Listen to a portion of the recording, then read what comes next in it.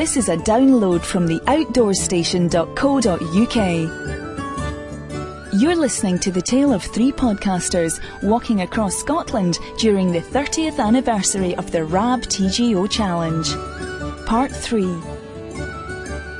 This podcast is just one from a special series produced from a wealth of recordings made in May 2009 during the 30th anniversary of the RAB TGO Challenge. Recording the event were Andy Howell, Shirley Worrell and me, Bob Cartwright. We were just three of the 360 or so challengers who were walking the unsupported 200 miles from the west to the east coast of Scotland. This was the 30th year of the event, sponsored by RAB and, of course, TGO magazine, who have been behind the challenge ever since its inception in 1980. The framework and principle is totally unique. It isn't a race or competition of any kind. The objective is to foster good fellowship amongst walkers within the framework of a challenging 200-mile expedition. This is a backpacking trip, and everyone carries what they need for the duration, picking up the occasional food parcel along the way.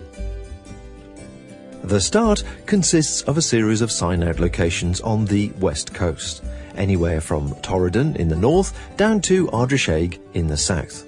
Each challenger, solo, couple or group makes their way via a high route, a low route or the mixture of the two across Scotland to finish anywhere between Arbroath and Fraserburgh on the east coast. There's a set 2-week window to do this in, and each participant submits their route for inspection prior to departure for safety and advice reasons. The places are normally limited to 300. However, on this 30th anniversary, this was increased to 360. Details about the future events, entry forms, past stories and photographs can be found in the October issue of TGO magazine. Plus, in recent years, there's an ever-growing online library of podcasts, diaries and blogs from numerous challengers dotted around the web. Each participant makes the challenge as easy or as hard as they wish. The extremes can be a remote high route, carrying everything you need, navigating your way across wild country, taking in the magic vista which only Scotland can offer, and not seeing another soul for days on end. Or a route taking in the many social meeting places, not camping at all and using established warm, dry accommodation all the way. Most people do a mixture of the two in different forms, depending on the ever-changing conditions an event like this can throw at you. On this 30th anniversary, 3 of us took audio recorders with us to share our experiences and those of others we met along the way. Rose and I started from Oban, Andy Howell and his partner Kate from Torridon, and for the first time this year, Shirley Worrell was to give us a solo female perspective, also starting from Torridon. We were all aiming for different finish points on the east coast via completely different routes. And so this is our story.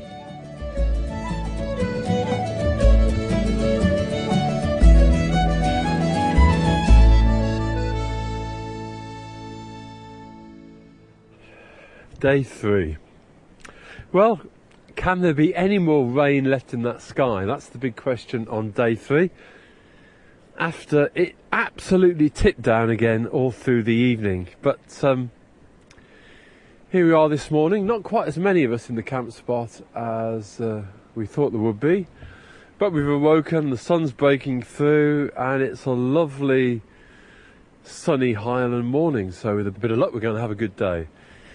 Our plans today are to amble down to the end of Loch Ness, past the dam, up the road, and then head off over the hills, high, low or medium or whatever, until we get to Cannock and the campsite in Cannock.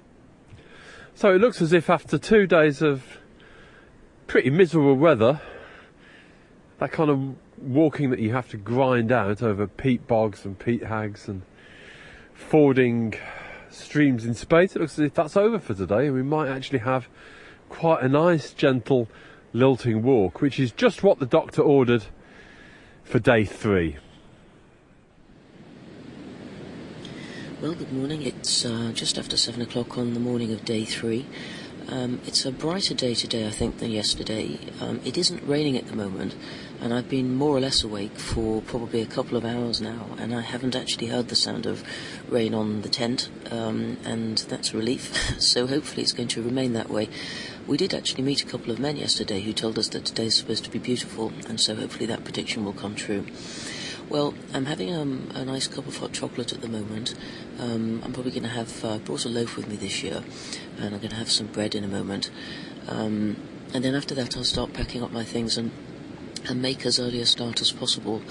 I did take that look at the maps last night, and I do want to press on to a place that's more or less halfway between Cannock and Drumnadrochit today. There's a hostel not far from, I think it's Loch Michael, or Makeley, anyway. There's a hostel to which I've sent the first of my parcels, and I hope to get there tonight. It's going to mean that, I don't know, it's a sort of 30-plus kilometre day, but the reason I'm doing this is because I hope that when I get to the Cairngorms, I have a plan to try to stay in some of the allegedly haunted bothies. In order to be able to stay in 3 interesting places, it means that I have to get to Aviemore in time to be able to go down towards the Larrigrew, staying in Carrawbothy basically, and the following day walk up the Larrigrew and then go through the Chalmain Gap towards the Ryther Bothy, and then the day after that the plan is to meet a number of people at Loch Ettrichon, having got there via Cairngorm, and of course the big grey man infested Ben McDooey. So that's my plan, and in order to be able to do all 3 of those interesting places I really have to press on at the moment. So it's a bit disappointing because it means I'm going to have to do a lot of walking today, make a very early start this morning in order to get to Drumnadrochit in time to take the morning ferry. And they're going to miss Drumnadrochit, really. It would have been nice to spend an afternoon there just wandering around the shops and having a cup of coffee in one of the coffee shops. But not to worry, Big Grey Man is calling me, and I have to prioritise. Well, that's about that for now. I'll record another update a little later in the morning. I'm not sure if anybody... I know that Kate and Andy are walking in the same direction as me today, but I think I may need to make an earlier start because I don't believe that they're intending to go as far as me. I'm not sure which direction Caban is going in, or indeed Bruce, and unless other people arrive during the night, there's nobody else here. So it looks as though today is the day that I finally have to fall back upon my own rather limited navigational abilities, and so I'll be making sure that I get the GPS as well as the compass out of the little green bag before I pack up the sack. Okay, well that's that for now, and I'll record something later on in the morning. Sunday morning, and things are looking a lot brighter after a reasonable night's sleep and a little bit of sunshine in the morning that's helping drying a considerable amount of wet things out. We're now walking along along the road. We've passed the loch to do the long climb up the Larrig Gartan into the pass of Glencoe, picking up the West Highland Way into Kinlochleven, and the objective of today's route map was to actually get as far as I can't read it at the moment. Lubelk, is it? Ludbelt Bothy, which is another 8 or 9k past Kinlochleven, which I think's been a bit ambitious because we're obviously well behind time. So we're going to have do the best we can. We had a reasonable breakfast, and No, you didn't think it was reasonable at all. You thought it was the worst breakfast you'd ever had. Okay, let's rephrase that then. Rose burnt the instant porridge. It was only marginal. There you are. That's what it's like living in a female-dominated household. They all stick up for each other. It was dreadful. It was The fruit made it all right. It did. Anyway, It's you. I knew I should be doing this podcast on my own. It's much easier. So, how are things gone for everybody? Beth, let's have the young person's first-time view on going for a walk like this in Scotland in these conditions. It's interesting. It's very changeable. I'm a firm believer in poles now. I kind of looked at them mockingly before, but they were absolutely invaluable yesterday, coming over all the tufts of grass and avoiding bogs and other fun things like that. And you did say yesterday as well, you can see why it's called the challenge. Oh god, yeah, definitely. Exactly. It's not a walk in the park. It's great when it's weather's like this, but when it's blowing a gale and you can't find anywhere to sleep, it's definitely a challenge to keep going. It was a long day yesterday, and you know, going over that pass and the storm and the snow that caught us up at the top was a little bit disconcerting, wasn't it? Yeah, just a little bit. I suppose I didn't really expect snow this time of year, but rain definitely, but snow and hail was a shock to the system, but managed to get through okay. Good for you, and only one thing so far is a broken pole handle, which you'll have to fix when we find some glue. Yeah, definitely. And my gaiters. Gaiters broken as well? Well, no, they were a bit... Oh, yeah, they need modification. Yes. And what about you, Rosie? How are you this morning? Yeah, good. Feel much better. Apart from, you know, being the world's natural cook. Oh, you know my reputation by now. No, it's good. Yesterday, as we say, I had all the sorts of weather that Scotland can throw at you, from sun, shower, hail, torrential rain, drizzle. I don't know, everything really, wasn't it? Snow. So, winds. But we were tired, weren't we, when we got to the our final resting place? Oh, really tired. And Beth and I have got lightweight boots that are Gore-Tex lined, but we both ended up with sopping wet feet just because there was so much water, it just came over the top of the boot. So both ended up with sopping wet feet and socks yesterday as well. So I think it would be fair to say, as probably my tone implied last night, spirits were a little bit dampened last night, but this morning, although it's still slightly overcast, it's actually much brighter than it has been the last 2 days, and it does do a world of good. In fact, it allowed us 10 or 15 minutes this morning before we started off to try and dry out a few things, which makes life a lot easier, because when the tent is wet from rain and then sodden from condensation as well, it doesn't make for the best camping experience. But Beth's doing well with her competition. It's the first time you've used that little tent. Are you getting on with it okay?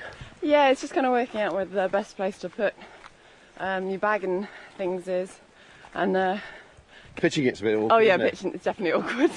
I'm still learning the ropes of that, but hopefully in a few days I'll be a complete pro. A complete pro. Anyway, so it's a quick march down this road. Well, thankfully it'll be fast for us, and as I say, the weather's on our side, and then a climb over the top, and then we'll perhaps do another piece when we get onto the West Highland Way. So people who are perhaps looking at this on the map will have realised we've gone considerably far north rather than going east, but we'll eventually turn right and we'll start working our way east from Kinlochleven. So on that note, we better get going.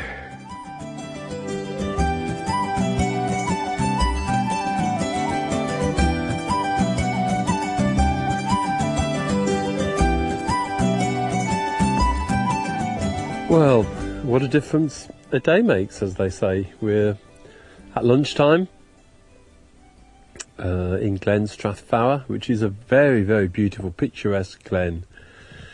There's a fair amount of walking on the road down from the dam at the end of Loch Monar, but it's very pretty and it doesn't bother you too much now. And we've just crossed a little old rickety bridge and climbed up over the hills into the next valley to Glen Cannock and the campsite there.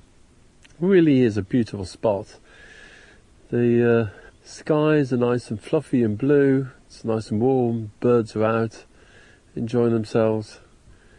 I think, yes, this time yesterday we were slogging through peat bogs, fighting snow, hail and wind. Kate, this is much more your kind of walking. It certainly is, Andy, though as I was saying to you earlier, it's as though Scotland makes you work for its weather. But it's been beautiful this morning, really, really sunny, lovely, just get comfortable, not too hot, comfortable walking weather, and relatively easy going, so we've been making good progress. And this is a nice spot by this bridge that we've stopped to have our lunch. So the world's looking, things are looking up today and the world's looking good. The bunch we left with this morning have all split up their different ways. Caborn, one of the confirmed hill men, went off to do a round of Munros. I have to say it was a round that I liked the look of when I was looking at the maps, and then thought better of it later.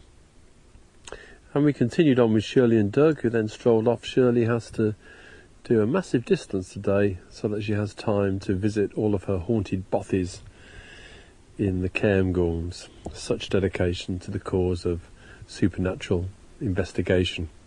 Well, we're sitting there, we've just had our lunch, and we're now eating our dessert, which are a nice packet of Skittles that have come courtesy of backpackinglight.co.uk. Yesterday we had the jelly babies, and I think on balance, Bob, we prefer the jelly babies. We prefer the jelly babies. Definitely we prefer the jelly babies. The Skittles are okay, but the jelly babies are fantastic. So there you go. More jelly babies, please.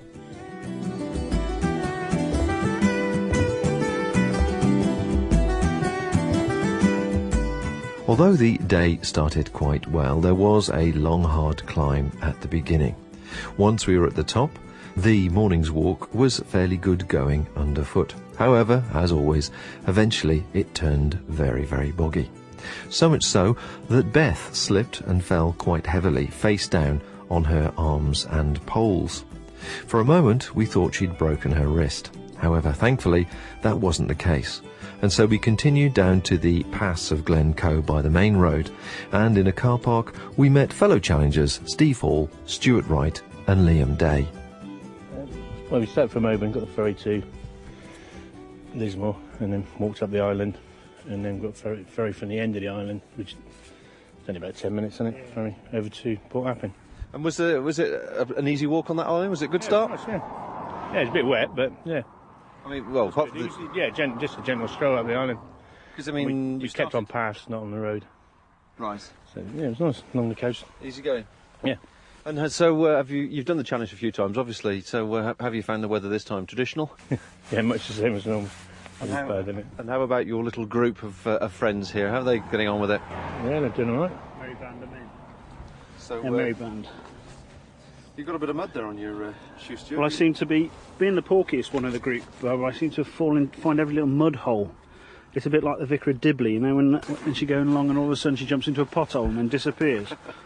That's me. Certainly in the pass of Glencoe, the tracks thus far haven't been particularly easy. We've certainly found it sort of fairly hard going. How about yourself, Steve? Yeah, we have. Yeah, really wet, washed away in a lot of places. It looks like. Yeah. That was pretty hard through there, and yesterday was much the same as that. I believe they've had a couple of weeks' worth of rain, so we're sort of suffering for a bit of that. Unlike the people that did it last time, I understand. No, I wasn't on it last time. I came up here for a week and just did something up Aviemore, up Larry Grew and Carntool and Devil's Point and that. And it was absolutely red pigs. It really was hot. You know, it's the only time I've probably ever got sunburnt, to be honest, in my legs. But this time, you're just trying to find the paths all the way through, all through the mud and the rubbish, really. And well, it's all part of the fun of it, isn't it, really? Yeah. That's what makes it so character building. Yeah, character building. So where are you taking your characters now then, Steve? Cannock Station, yeah, go to the pub, yeah. King's House Hotel. Excellent. Yeah. So we'll catch up with you later on, I'm guessing, in Montrose certainly, if not before. Absolutely. So safe travels then, guys, and I hope the weather holds for us all. Yeah, well, fingers it's crossed. better anyway, isn't it? All we need now is snow. As we left the others and walked the half mile along the road down to the West Highland Way track, the amount of traffic was normal. However, they seemed to be coming very, very close to us as we walked on the verge right next to the crash barriers. So to encourage the vehicles to give us a little more space, I held my poles across the front of me in the hope that they would pull over more. The next campervan passed took the poles right out of my hands and sent them flying down the road. Needless to say, we were very grateful to finally get onto the West Highland Way track and continue on our way to Kinlochleven.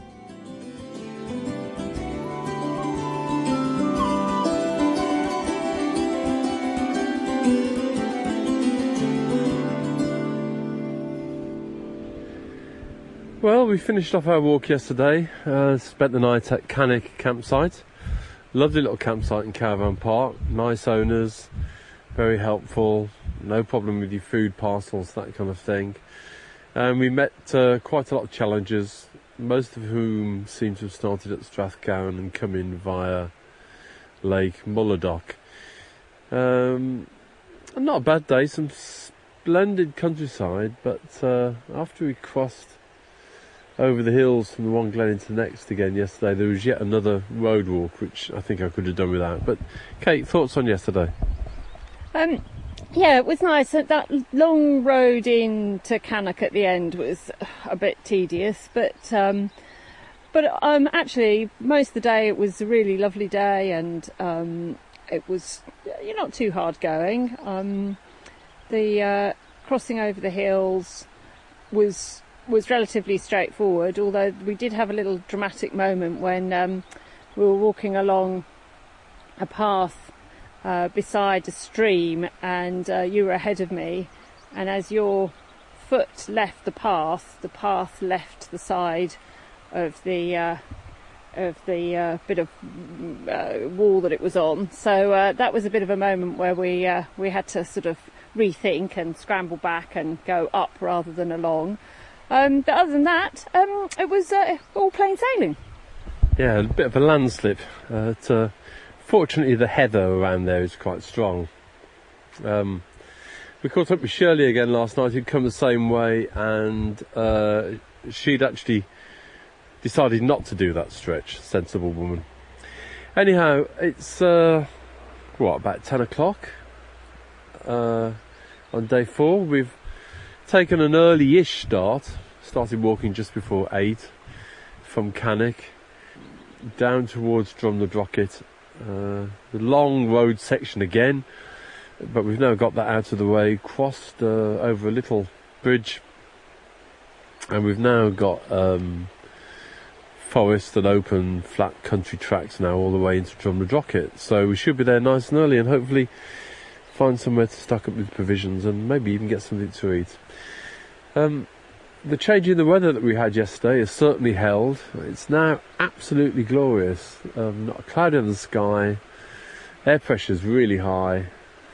And it just shows you, in Scotland, just wait a couple of days and then anything can happen. Monday morning, and good news! The sun is shining. The sky is blue. The grass is green. The trees are multi-shades of green, and everything is right with the world. Surprising what a few bit of some decent food, a good night's sleep and some dry clothing will do for you. We've just stayed at the Blackwater Hostel and Campsite, which has got all the main facilities, and the showers are pretty good. Not bad for £6. The ground needs another 6 inches of topsoil though. It'll absolutely knackers your pegs. But apart from that, we've had quite a good night. Went to the local pub and had a good meal. How are you feeling this morning, Beth? Okay, ready to go for the next one. My wrist's a bit sore. I had a tumble yesterday, but yeah, good to go. So we had a fairly long walk down the West Highland Way, coming this way, obviously. Yesterday, it was. I'm glad we came down it rather than up it. Yeah, it was brilliant though. It was like a motorway, wasn't it? The path was so good compared to that other one. It's deceptive, isn't it? You look at the map and the one path going up looked hard climb, no problem. Got to the top, thought, oh, easy, get down there, no problem. It was all bogs and streams and took us ages, didn't it? And so the West Highland Way was a bit more of a motorway, wasn't it? It certainly was. Just sped down there. It's such a beautiful afternoon. And guess who we met on the way down? I know. Do tell us. Ronald Turnbull. Ronald Turnbull. We met, he was just going up to do his research on a book for the West Highland Way, and he was, as usual with Ronald, setting out during the evening, and we're coming home. So no doubt he had his bivvy bag with him, and he was kip on the hills as he goes along. Well, today we've sort of a slight change of plan. We're going to try and go via the Blackwater Reservoir. Because we need to catch up half a day, and I think we can do it. The weather's good. We've had a fantastic breakfast. Top tip on breakfast: mix semolina with instant porridge. Instant semolina with instant porridge, and chuck in a few bits of dried fruit. It's a really tasty, thick breakfast, and much better than just boring porridge. Anybody else have their approval on that?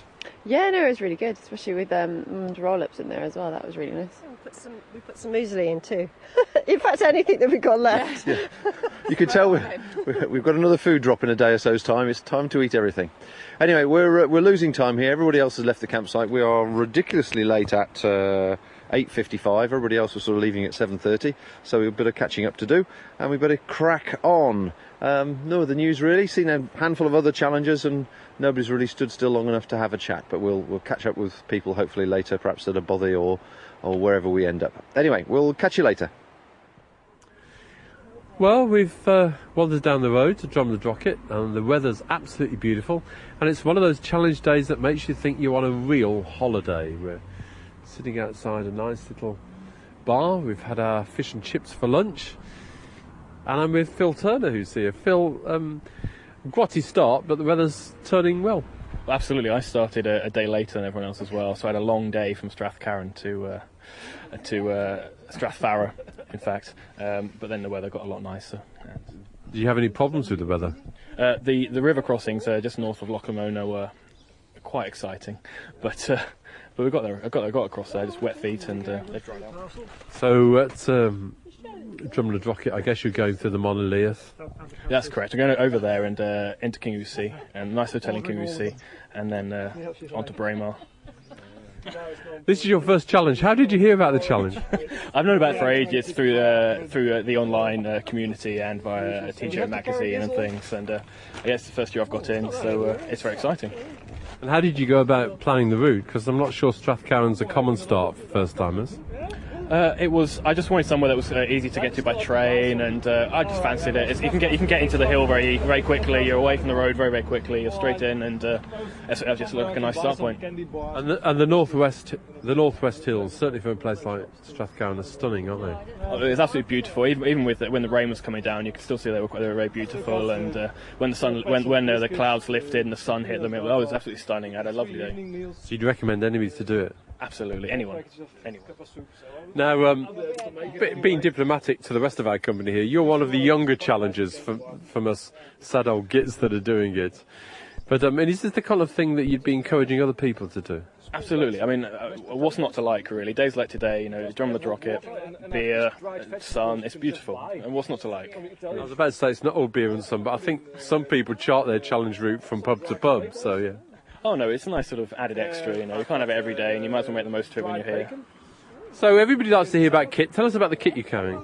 It's not ultra lightweight, but I've got a Hex 3 tent, which I pitch with my trekking poles. I'm using a quilt this year, which I've not had a lot of experience with, but it seems to be okay so far. And yeah, reasonably lightweight, nothing excessive, and I'm very happy with it. Have you got some kind of floor on the Hex, or are you just sleeping in a bivvy? No, I've got a Mountain Laurel Designs midge net thing, which is about 200 odd grams. They're good, aren't they? I love it. It's brilliant. It seems to fit in the Hex. It's almost as if it's designed for it. There's a clip for it, and it all fits in lovely. And I've also got a very lightweight plastic. I think it's polycryo ground sheet, which I can use if the midges aren't out. And it's great. It's massive. It's just me have to stand up. It's great. It might not be ultra lightweight, but it's going to be lightweight for the challenge. You know what your base weight is about? I'm looking at just under 5 kilos base weight, which is I'm very happy with. Yeah, 5 kilos is pretty good. Now, we're sitting next to lightweight Colin Ibbotson here, whose base weight is this year just over 2 kilos. So I'm sure you two have got a lot to talk about over the next couple of hours or so. Anyway, have a good trip back, and no doubt we'll bump into each other over the monolith.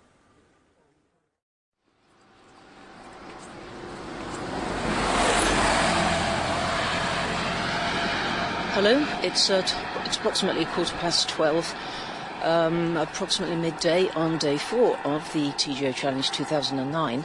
I stayed at the campsite in Cannock last night, and today I'm walking down the road to Drumnadrocket with the intention of getting the evening ferry across to the other side of Loch Ness, and then walking on for perhaps a mile or two and camping. I had a good night's sleep last night. I'm using the new Thermarest Neo Air mattress, which I bought from Bob and had delivered not an awfully long time before I left home. And it's been absolutely great. I'm very impressed with it. It's very light, and it packs down really quite small, and it looks awfully flimsy when you first get it out of the box. But in fact, it seems to be, it's been very robust, and it hasn't gone down or anything horrible like that, and it's been very comfortable for each of the 2 nights that I've used it so far. So anyway, I had a good night's sleep, but despite that, I woke at about 4:15, feeling the call of nature, so I answered the call, and then after that I felt almost wide awake, and so I read until about 5.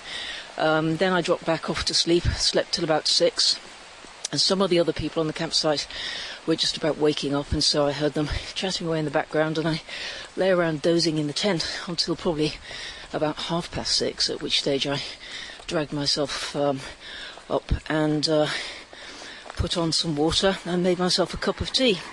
Anyway, after that, packed up in a very leisurely fashion. There were lots of familiar faces on the campsite last night, and it's very nice, I find, from time to time, to actually spend an evening on a campsite and have the chance to say hello to people.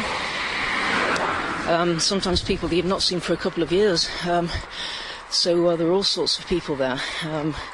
And we said hello over breakfast this morning, over a cup of tea or mug of hot chocolate or whatever it might be.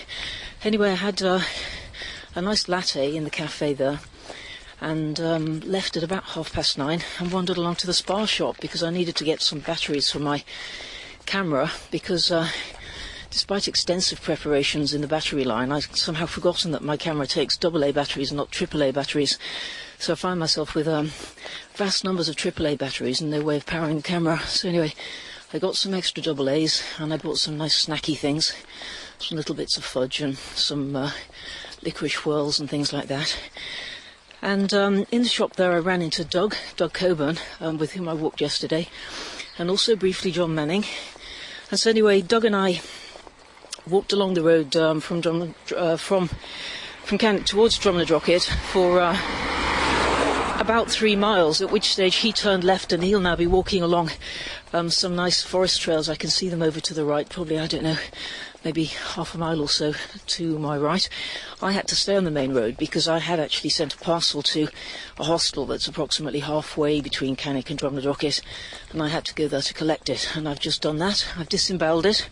I've retrieved my food and my drinks and my maps, and I'm off now. So, as I say, it's about 12:15. Apparently, it's about 6.5 miles from here to Drumnadrochit. And I don't like walking on roads, but I'd really like to get to Drumnadrochit with plenty of time to spare, time to have a little look around and a coffee in the cafe before wandering down to the pier. And so I think I'm going to stay on the road because that's the quickest way, and motor along. So hopefully I'll be there by not much after 2:30. I'm hoping to walk, I don't know, about 3 miles an hour, something like that anyway. And at that stage we'll see who's there and make a plan for later on in the day. Okay, so that's that from me for now, and I'll do an update later on.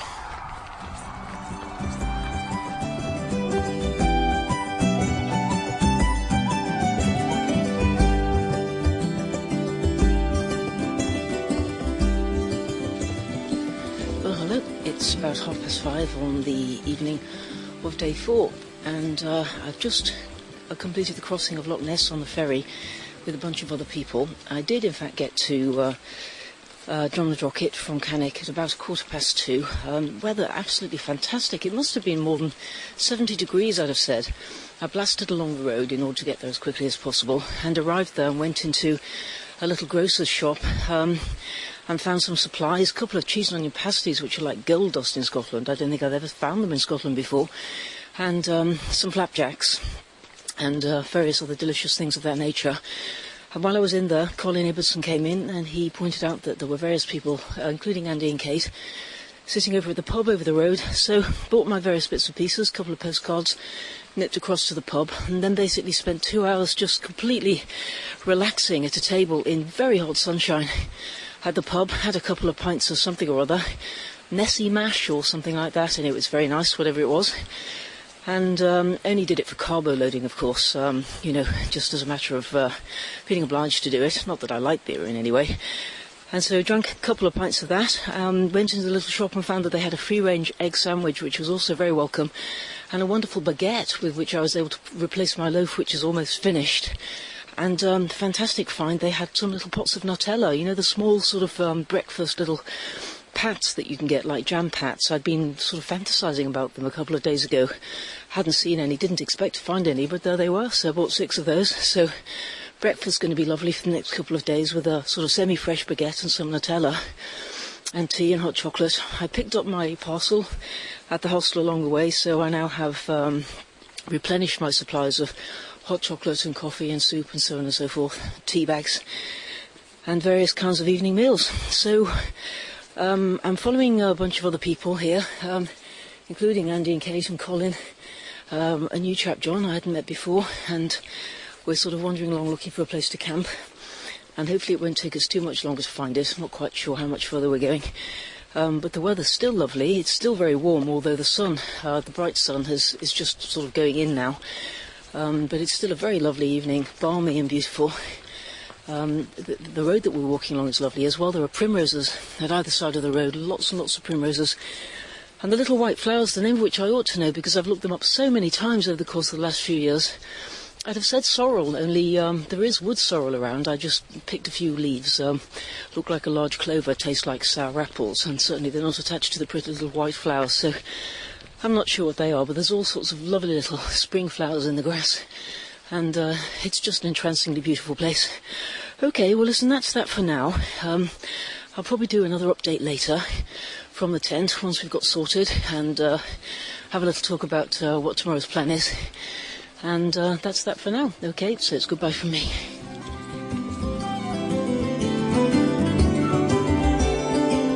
Join us next time as the journey across Scotland continues on the 30th Anniversary TGO Challenge 2009. Find out how easy it is to subscribe to all our free programmes. Visit our website at theoutdoorstation.co.uk or look us up on Facebook.